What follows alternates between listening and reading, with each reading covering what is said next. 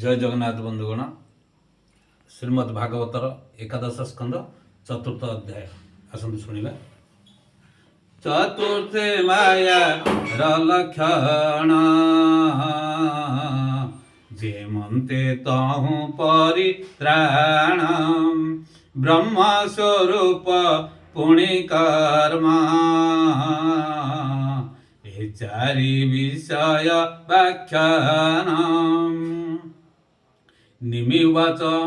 बोलन्ति निमि पुण्य देह जगन्मोहिनी विष्णुमाया कि रूपे संसारे प्रचरे प्राणिता के मनते निस्तारे ता जानिते मोर इच्छा कही पुरा मन वांछा गोविंद कथा सुधा पान शुणी संतोष नोहे मन विष्णु माया रे मोहि भ्रमी जन्म मरणे पथ श्रमी से तापे तापित मो देह अमृत पान मोते दिया ताप औषध तुम्ब वाक्य ता शुणी बोले अंतरिक्ष बोलन देख बार हरि बोल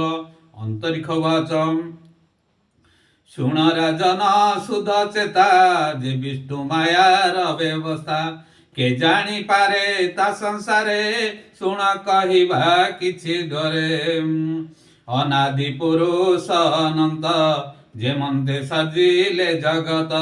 निर्लेप प्रभु भगवान मायार परम कारण संसार क्रीड़ा इच्छा करी भावे ईश्वर रूप धरी ईश्वर तेज अंतराल तक्षणे उपजिला काल काल शरीर आत्मा जात से नहे विष्णु मायागत गोविंद गोविंद गोविंद पदु गळुची मकरंद गोविंद गोविंद गोविंद पदु गळुची मकरंद बोलन देखबार हरि बोल।